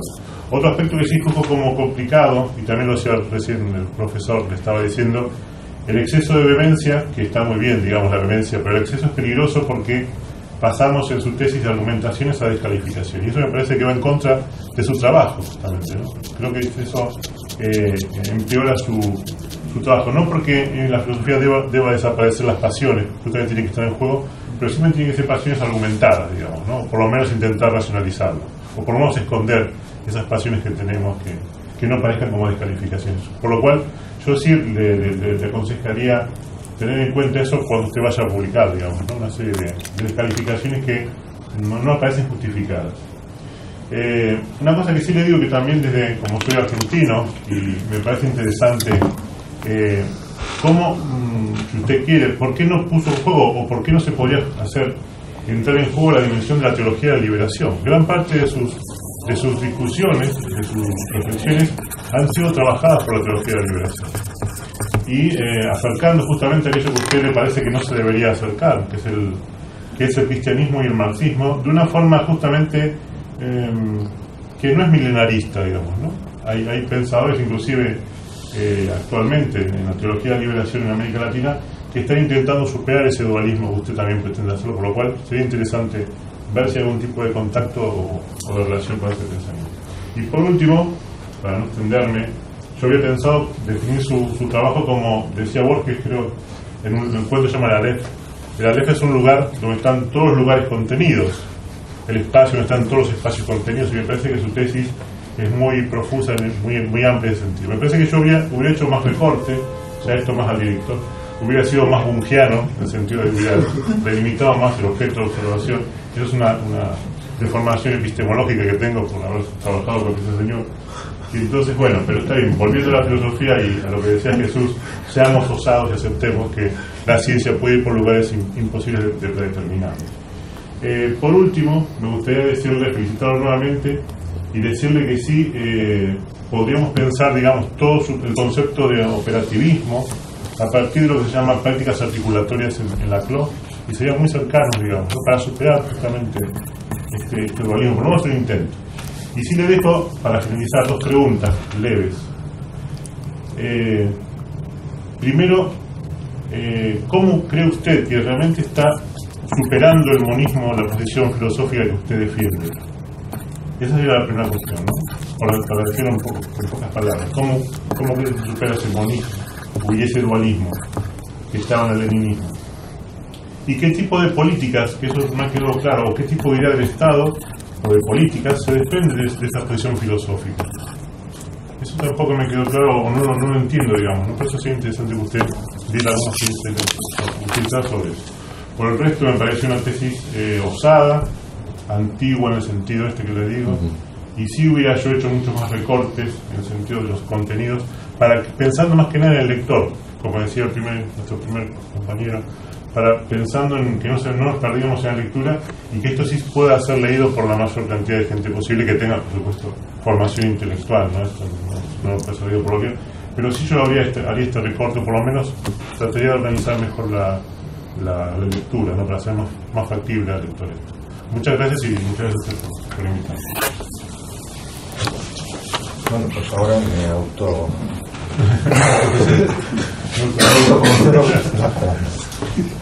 como toca hablar el último y vamos, no voy a repetir y las cosas que se han dicho que me parecen muy pertinentes. Sí que quiero en primer lugar, bueno, felicitar al director de la tesis y al doctorando y a la Universidad de Sevilla, porque en esta universidad con la cual yo académicamente tuve mi primer contacto, pues creo que fue en el año 89, desde el 90, que me tocó estar aquí en un tribunal de una plaza de profesor titular como miembro del tribunal, y eran unos años en los cuales se estaba agitando en el departamento de filosofía de esta universidad pues unas desafecciones de algunos de sus miembros de determinados organismos de procedencia, grandes tensiones internas y cosas así que podían parecer que podían ser negativos para un desarrollo filosófico, pero no es así. Es decir, desde esa perspectiva se mantiene el cultivo de la filosofía institucionalmente, mientras que en otras organizaciones católicas se ha prescindido ya de la filosofía, como por ejemplo sucede en los que siguen a la Legión de Cristo, y sus universidades han quitado las facultades de filosofía, las han sustituido por ideología, por facultades de bioética y cosas así. Y entonces en ese contexto pues es muy interesante que en la Universidad de Sevilla haya por lo menos pues dos directores de tesis, el director de la tesis de Jara y el director de la tesis de Daniel, que pues han sido lo suficientemente pacientes, generosos, tolerantes, lo que sea, para precisamente permitir que se hicieran dos tesis doctorales anómalas y que tampoco se podrían haber hecho si no se hubieran dado ciertas circunstancias personales, como la de Daniel, de ser un poco un outsider de la academia. Es decir, dedicarse 5 años o más años a hacer una tesis hubiera sido imposible. Si él hubiera tenido una beca en un departamento, jamás hubiera podido hacer esa tesis. Le hubieran obligado a hacer una tesis como máximo pues de 50.000 palabras, que es lo que marca el reglamento de la Complutense. He visto que otra universidad catalana dice como máximo 90.000 palabras. Como medir por folios, pues depende del interlineal o del cuerpo de letra, que la tesis de Daniel tiene 400.000 palabras. Es decir, es que cumple las dos reglas. Según la Complutense dice mínimo 30.000, máximo aconsejo de 50.000, es 8 veces más. Claro, ¿qué sucede? Yo he dirigido por ahora 20 tesis doctorales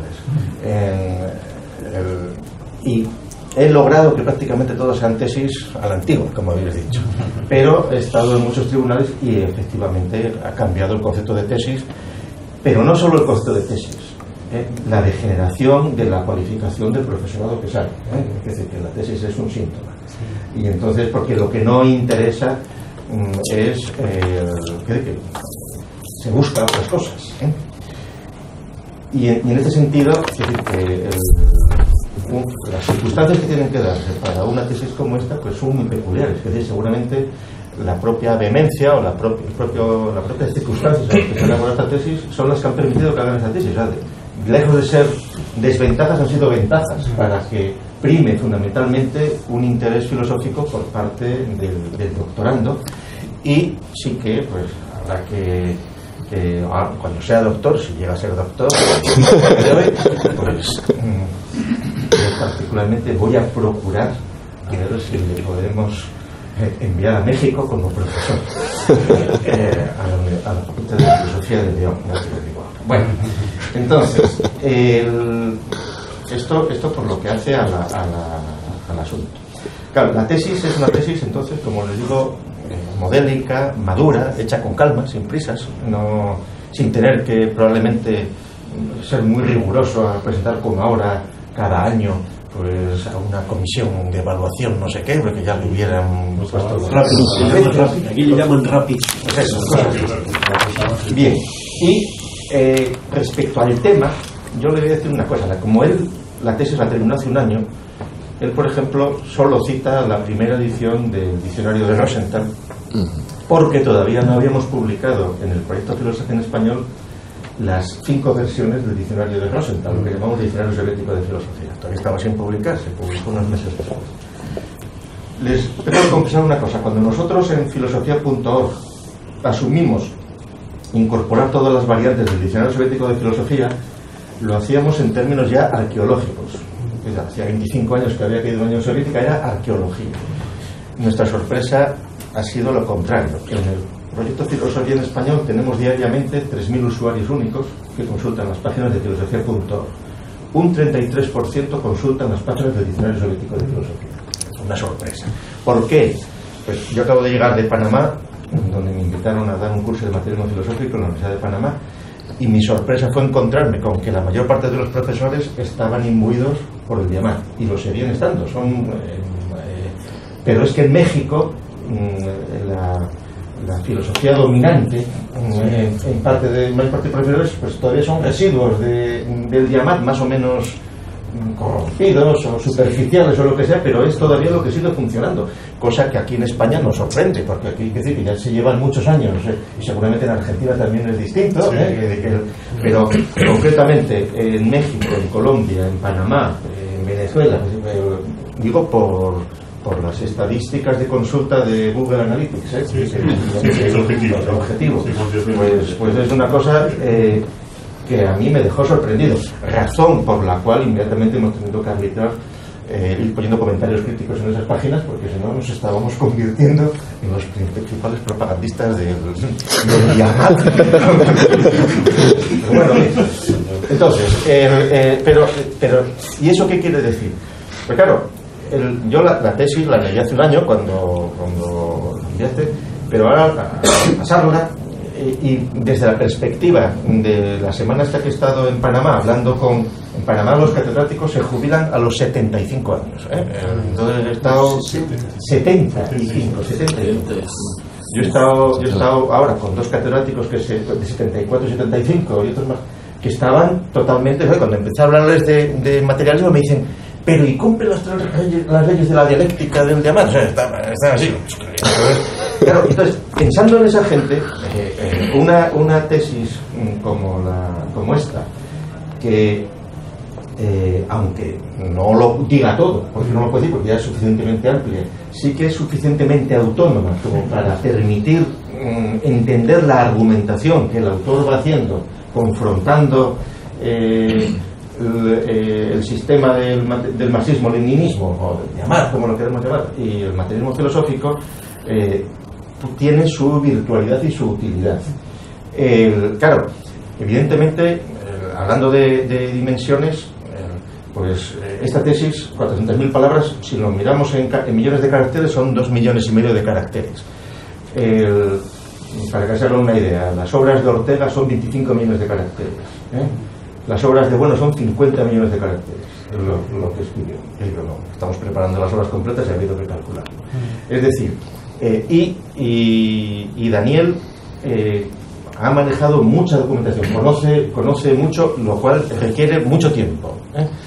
Y en este sentido, efectivamente, la tesis no tiene nota de página, ni lo necesita, es decir, tiene las referencias, y es una tesis que no es una tesis, digamos, erudita, dosográfica. Evidentemente, tratar cualquier asunto, pues lo de Spinoza, de Berkeley, etcétera, pues eso son tesis por sí mismos, o sea, es bibliografía inmensa, pero la escala en la cual está hecha la crítica y la presentación yo creo que es bastante adecuada y es original, es decir, no es una mera exposición de cosas que ha dicho, bueno, no, está confrontando asuntos y en una línea de tesis que se están haciendo.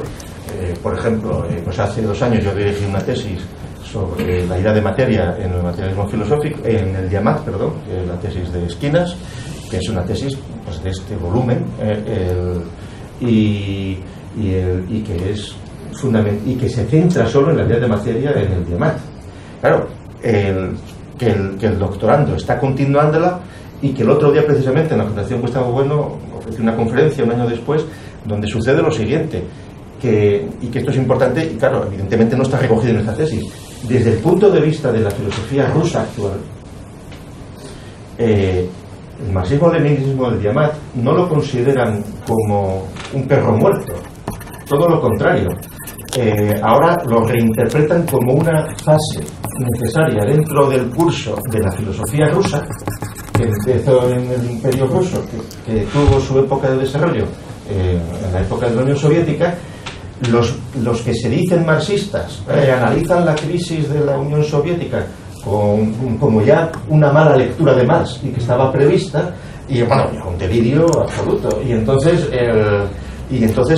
ahora pretenden reconstruir con el verdadero Marx y tal, con lo cual ya sí que, bueno, ahí ya los delirios que se alcanzan son cada vez más locales, pero muy entretenidos. Es decir, que son asuntos que en absoluto han perdido actualidad. Es decir, que no se está luchando contra un fantasma, sino contra porque y en ese sentido la vehemencia es verdad, pero lo que es absolutamente cierto es que la buena parte de los profesores de filosofía que se están jubilando son de aquellos que Sidney Hook en el año 48, Sidney Hook luego, trotskista, editor de Lenin en inglés, luego convertido en agente de la CIA ideológico, fue el que dijo aquella famosa frase: dadme $100 millones y 1.000 personas y terminamos con el comunismo. Claro, eso fue lo que se hizo en la Guerra Fría. ¿Qué sucede? La mayor parte de aquellos profesores ya se han jubilado, y aquellos profesores eran conscientes de que estaban en la Guerra Fría y de que estaban trabajando desde un bando contra el otro. Sus discípulos han olvidado aquel origen y se creen que están ya en la verdad. Y entonces cuando lo ves con cierta distancia las cosas, pues tiene mucha más gracia y es más divertido. Pero bueno, entonces esta es una tesis de escuela, digamos, donde efectivamente a veces se pierde la distancia y el equilibrio que se pretende mantener, y hay alguna errata, a veces que hablas de 524.000 hispanohablantes en la página 11, faltan unos millones por ahí. Después me di cuenta que no. Y yo, puestos a hacerte una crítica, yo haría la siguiente crítica con respecto al modo de citar, que el modo de citar es el mismo que yo seguí en mi tesis doctoral, donde tampoco puse ninguna nota al pie de página, es decir, el autor y el año. Pero yo ahí te sugeriría que cuando cites autores clásicos pongas en primer lugar la fecha del texto original, porque al ir leyendo autores, porque el modo de citar por año y fecha procede del terreno de las ciencias, lo introduce Garfield, es muy útil cuando se citan artículos científicos porque solo tienen una fecha de publicación y se sabe la antigüedad de lo que se está leyendo. Claro, choca leer Engels 1981, porque manejaste esa edición. Entonces, aunque sea no siempre es sencillo saber cuándo está escrito ese texto, pero eso aporta mucha luz. Y entonces en la introducción no pasa nada por poner la fecha original, aunque luego lo hayas citado por la que cites, pero porque así en la lectura puedes calibrar perfectamente el momento cronológico en el que se han ido diciendo las cosas. Bueno, y nada más. Felicidades al director de la tesis, a la Universidad de Sevilla y en último lugar al doctorando, porque en estos casos no tiene mucha gracia. Pues nada, muchas gracias, muy interesante. Tiene usted la palabra para responder uno por uno, todos juntos, como me dé la gana. Sí. Nada, pues muchas gracias, muy interesantes vuestras objeciones. Yo, como he dicho, esto es la punta del iceberg y claro, hay muchas cosas que han quedado por investigar, pero que siempre se van a ir prolongando, porque de la tesis no es que salga un libro, ni dos, ni siquiera una trilogía, ni 4. Es que de cada capítulo, que son 13 capítulos, 12 capítulos, se puede hacer un libro. Ya veré yo cómo organizo ese material, más otro material que digo que no ha podido ser incorporado a la tesis y que se ha ido ya publicando, por ejemplo, en el mes de diciembre, pues se publicó en el Catoblepas un artículo sobre la Revolución Proletaria. Además, con motivo que lo hicieron a tiempo esta gente del Catoblepas del año 17 del centenario de la Revolución Bolchevique, de la Revolución de Octubre propiamente, en que también se habla de la de febrero, etcétera, etcétera. Yo, en relación a lo que dice el profesor, por empezar por el primero, con el profesor Antonio Gutiérrez Pozo, claro, yo hago una introducción, digamos, del materialismo filosófico para que la tesis sea inteligible. Porque ya no solo para el miembro del tribunal, sino porque la tesis, digamos, como se va a publicar, y ya incluso por ley, me parece que la universidad la publica, aunque sea en un año o lo que sea, pero de todas maneras la publicará antes, pero para que la tesis sea inteligible, también eso lo ha señalado también Jesús Maestro, porque si le doy la tesis y empiezo a hablar del marxismo-leninismo desde las categorías del materialismo filosófico, desde las ideas del materialismo filosófico, sin haber hecho una introducción o una visión panorámica del asunto y definiendo esos conceptos y esas ideas, pues sería ininteligible. Evidentemente, para el que ya esté instruido en el materialismo filosófico, pues prácticamente se puede saltar incluso si quiere la introducción, porque sí podría entenderlo, pero para cualquier persona que llega nuevo, pues es imposible, sería ininteligible. Otra cosa, claro, sí, a brocha gorda aquí lo que he dicho antes, por ejemplo, pues sí, es que no hay más remedio. La filosofía tiene estas cosas de que cuando se hacen conferencias, se hacen exposiciones e incluso hablado, pues se dicen muchas cosas a brocha gorda y por escrito también. Es que aquí en el guapo que evita decir cosas a brocha gorda, siempre decimos cosas a brocha gorda, siempre no, que sí, muchas veces. Otras veces pues intento ser más detallado. Ahora, y aquí por los pocos minutos que dispongo, pues no puedo resumir 700 páginas entre media hora. Y como digo, pues es un trabajo prácticamente para toda la vida. Y es más, como también se habla de filósofos como Spinoza, como Berkeley, como Hegel, pues fíjate qué bonito coger el capítulo de Hegel, que son 90 páginas, doblarlo y publicar un libro, ¿no? Ya. Y con Spinoza y con Berkeley, bueno, Berkeley va a ser difícil porque eso a quien le interesa, a quien el guapo que le interesa un libro sobre Berkeley. De Hegel todavía y de Spinoza todavía, pero a Berkeley a quien el guapo que le interesa. Aunque el capítulo de Berkeley también va relacionado con la polémica de Lenin contra Maj. Va, digamos, en ese contexto. El título, el que decía un profesor Gutiérrez Pozo, claro, sí, el título puede ser engañoso, porque tú dices materialismo, espiritualismo, la crítica al materialismo filosófico, al marxismo-leninismo. Claro, das por entendido que entonces el Diamás es espiritualista o es idealista.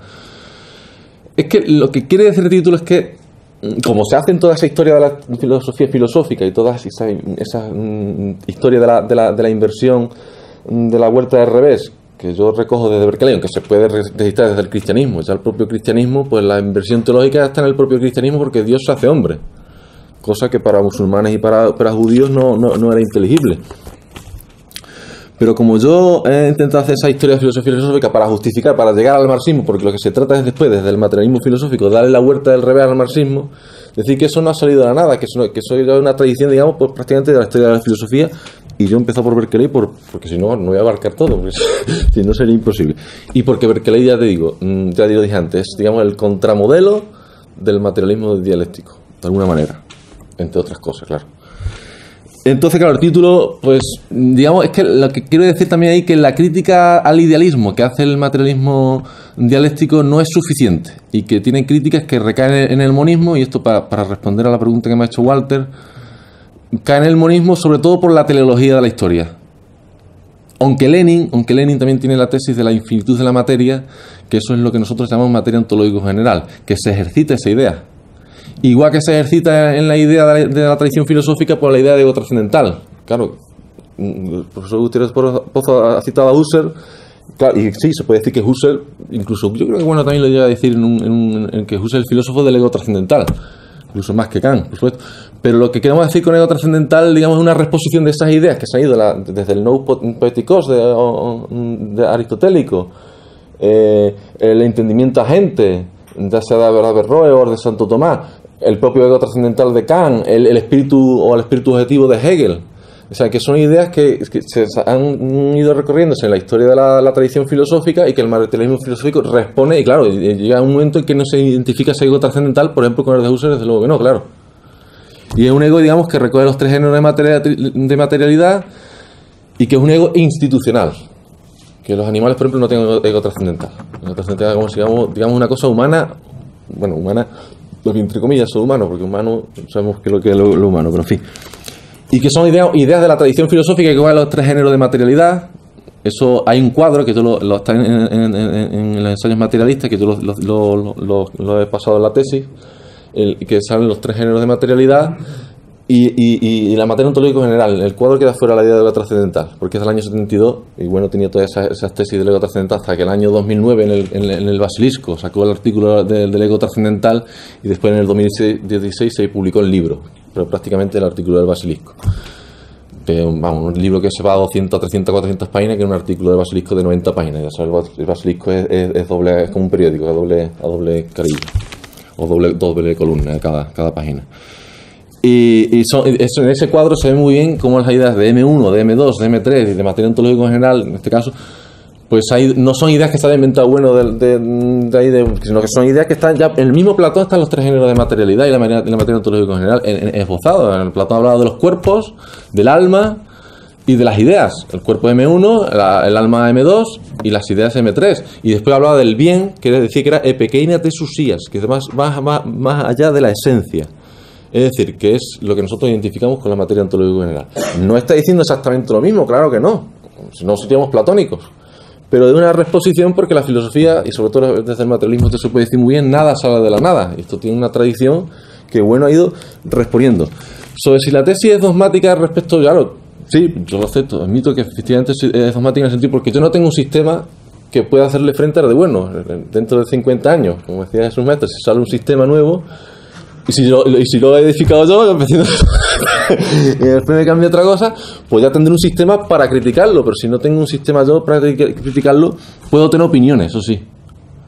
Puedo tener opiniones, pero las opiniones son segundos genéricas, como quien dice, y se las lleva el viento. Entonces mejor tener un sistema para tener la suficiente prudencia para responder a otro sistema. Porque yo, si no tengo un sistema propio, soy un alumno. Cuando ya soy un maestro, pues ya podré, digamos, tener mi propio sistema y combatir a quien se ponga. Pero en fin. Y una cosa respecto a lo de la ontología general que decía claro, la lógica de Hegel es la metafísica generalis, pero eso dice Heidegger refiriéndose a Hegel. No es que yo diga que la lógica en Heidegger sea la ontología general, no, eso es en Hegel. Yo lo cito en la metafísica generalis, recogiendo la distinción de Wolff, que es bueno, pues recoge la distinción entre metafísica general, que es la cuestión del ser en general, y la metafísica especial, que son las tres grandes ideas de la metafísica tradicional, alma, mundo y Dios, que se corresponden con M1, M2 y M3. Yo lo que quería decir, claro, no, es la lógica en Hegel como es un monismo, como un mundanismo, pues tiene el papel de ontología general. Pero eso lo dice Heidegger refiriéndose a Hegel, que no lo digo yo. Y eso es, que si aquí, como decía Jesús, si aquí en 50 años, ahora, claro, lo nuevo, el materialismo filosófico tiene 50 años. Ahora, este año, Bueno escribió el papel de la filosofía en el conjunto del saber en el año 68, para que se publicó en el año 70, por cuestiones burocráticas otra vez. Y va a tener 50 años. En filosofía relativamente es poco. En ciencia sería muchísimo. Yo creo que en ciencia sería muy... Pero en filosofía, la filosofía en sentido es más lenta. El sistema 50 años relativamente es poco, relativamente. Y claro, aquí a 50 años, pues sí, y es que es inevitable que esto del materialismo filosófico se vaya transformando en otra cosa. Y termino, y ahora si quieres, respecto a otros autores, por ejemplo, Mario Bunge, yo no lo he estudiado. Entonces, un autor que no he estudiado no me atrevo, si por caso, no sé si se aparece el nombre de Bunge, yo creo que sí, lo cito en una vez o otra, pero muy de pasada porque no he querido. Laclau tampoco, el postmarxismo y Laclau, pues tampoco lo he estudiado a fondo, no he querido meter yo. La teología de la liberación, por lo mismo, no he estudiado, no he querido yo meterme, y ya era bastante amplia la tesis como para meterme en berenjenales que no conozco encima tampoco, entonces lo que he preferido, tampoco se puede hablar de todo, es imposible, y como digo, esto es la punta del iceberg y es el inicio para una nueva etapa de estudios postdoctorales más allá de la universidad. Y ahora os doy la palabra si queréis. Tampoco, por ejemplo, he estudiado, pero como se ha estudiado, ¿para qué lo iba a hacer yo? Si se ha estudiado, José Ramón Esquina ha estudiado la filosofía rusa actual, y yo eso tampoco lo he tocado. Entonces es mejor meterme en cosas que no he profundizado, es mejor meterme en lo seguro también. Es una cartesía, no se quiere conservadora en un sentido. Y de lo seguro, tampoco yo no me voy a meter en cosas que no puedo, conservadora entre comillas. Conservadora y arriesgada al mismo tiempo, si se quiere. Y en fin, si os cedo la palabra si queréis. Sí. Vamos a ver, respecto a los sistemas novedosos, no novedosos, 50 años es, en la universidad es una fecha imperceptible, abiertamente imperceptible, porque la mayor parte, en filosofía, insisto que no lo sé, pero desde luego en los departamentos de literatura o de filología, hablar de Gustavo Bueno, no se sabe quién es Gustavo Bueno, dentro de lo que es la gente formada, y no se sabe por una razón. Porque el objetivo actual de la universidad es mantener a la gente lo más entretenida posible para que piense lo menos posible. Fundamentalmente es eso. Es decir, eso se llama NECA. Sí, la NECA es la institución más nociva que hay para el desarrollo de la investigación en España. No estoy diciendo nada nuevo, esto ya lo he escrito en diferentes lugares y ya lo he dicho en diferentes lugares.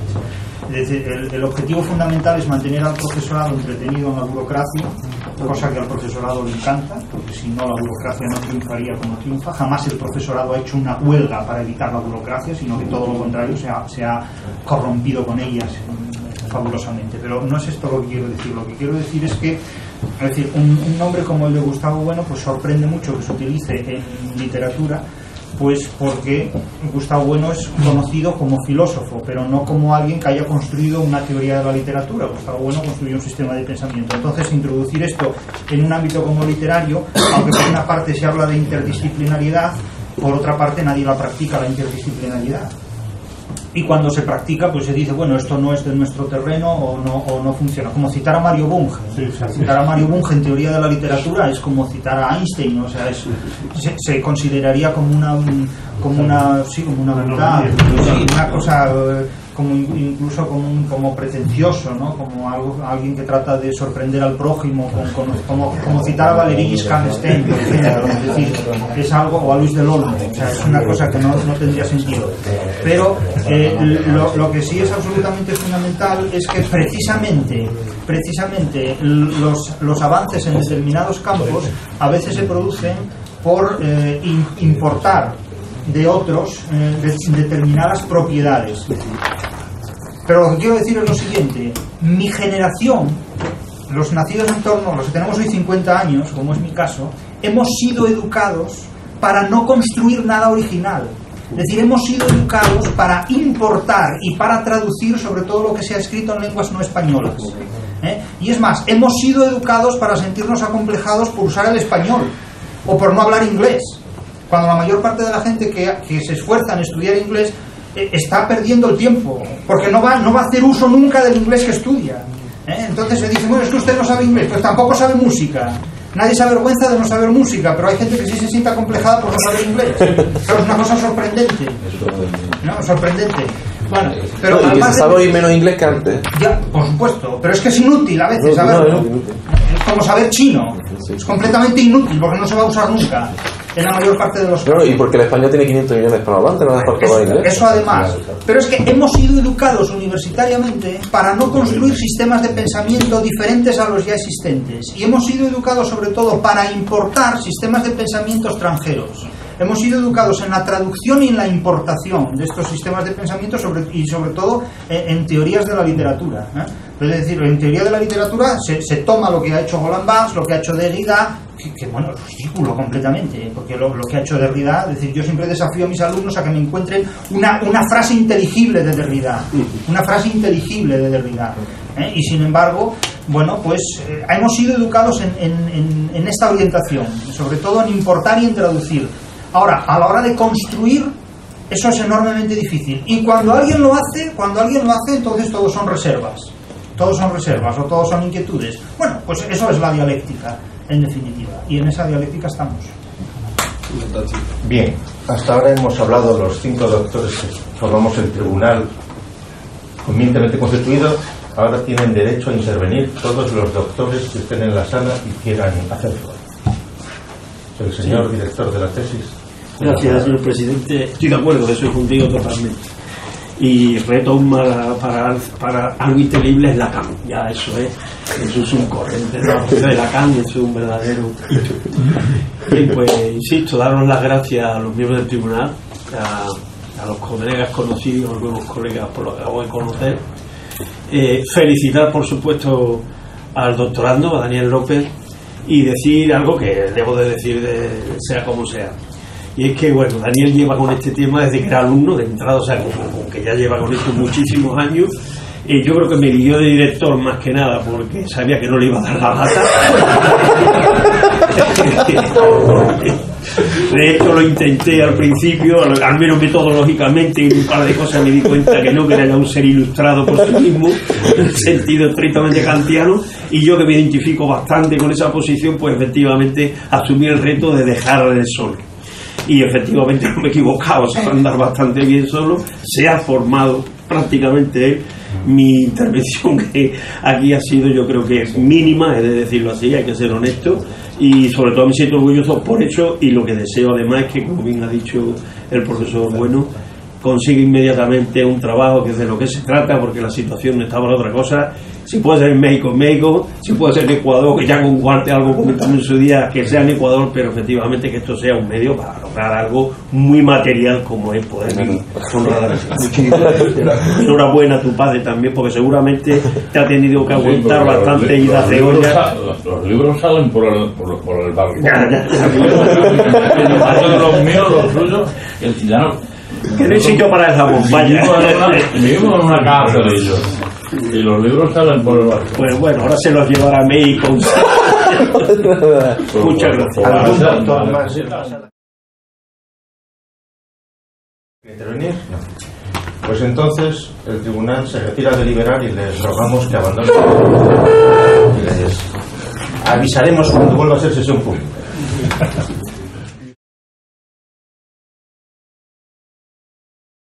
Graduación de tesis doctoral en Sevilla a 7 de marzo de 2018.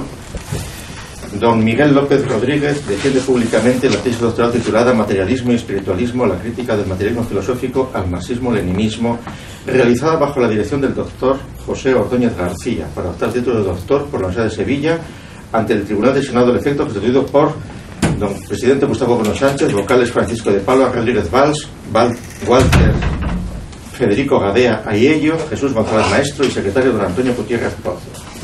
Procedió el doctorando a hacer la exposición de la labor preparatoria realizada, contenido de la tesis y conclusiones obtenidas de la misma, haciendo especial mención en sus aportaciones originales. Terminada la defensa de la tesis, los miembros del tribunal pasaron a exponer su opinión sobre la misma, formulando cuantas cuestiones y objeciones consideran oportunas, las cuales fueron contestadas por el doctorando. Tras la intervención de los miembros del tribunal y las oportunas contestaciones del doctorando, el presidente abre un turno de intervenciones para los doctores presentes en el acto, a fin de que formulen las cuestiones u objeciones que consideren pertinentes en el momento y forma señalada por este. Seguidamente, a puerta cerrada, el tribunal determinó la calificación global concedida a la tesis en términos de sobresaliente. Otorgada la calificación, el presidente del tribunal comunica a sesión pública. Entonces, después, aparte de sobresaliente, los 5 miembros del tribunal, por unanimidad, han decidido que la calificación de la tesis es sobresaliente cum laude. Muy bien. Ahora usted